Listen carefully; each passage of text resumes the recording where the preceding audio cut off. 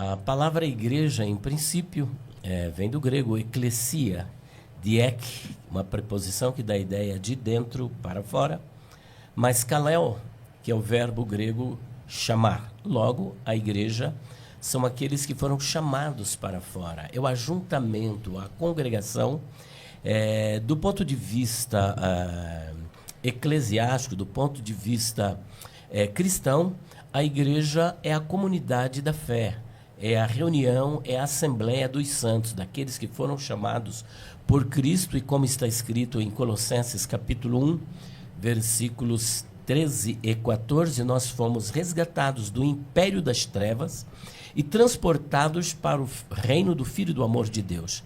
Portanto, a igreja sai de uma constituição onde era proibido proibir, e agora ela está fundamentada na verdade da palavra de Deus.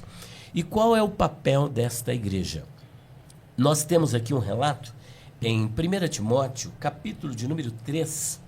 É essencial esse texto da palavra de Deus, falando acerca do papel fundamental da igreja.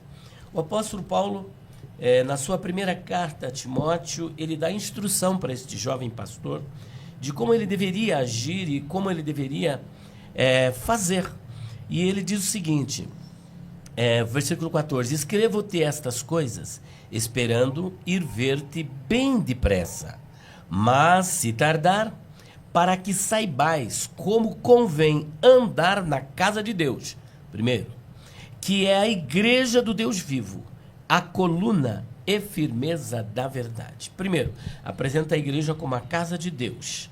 Segundo lugar, ele apresenta a igreja como a igreja do Deus vivo, e aqui nós temos um genitivo de pertencimento, ela pertence a Deus.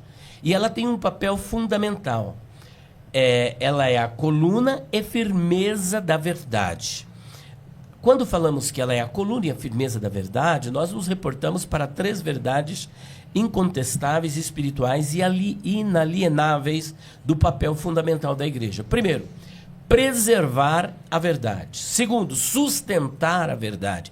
Terceiro, difundir a verdade. E quando falamos da verdade, não queremos nos reportar ao que o Senhor Jesus, na sua oração sacerdotal, disse no capítulo 17, se eu não me engano, versículo de número 17, onde ele ora dizendo o seguinte: Pai, santifica-os na verdade, a tua palavra é a verdade. Portanto, a igreja é a depositária fiel da verdade da palavra de Deus, no objetivo de preservar esta palavra, não permitir que ela se corrompa, sustentar esta verdade contra os ataques das seitas, os ataques dos hereges, os ataques das ideologias, os ataques, por exemplo, do relativismo moral, onde a proposta principal é a seguinte: não existem absolutos morais, mas a Bíblia é um absoluto moral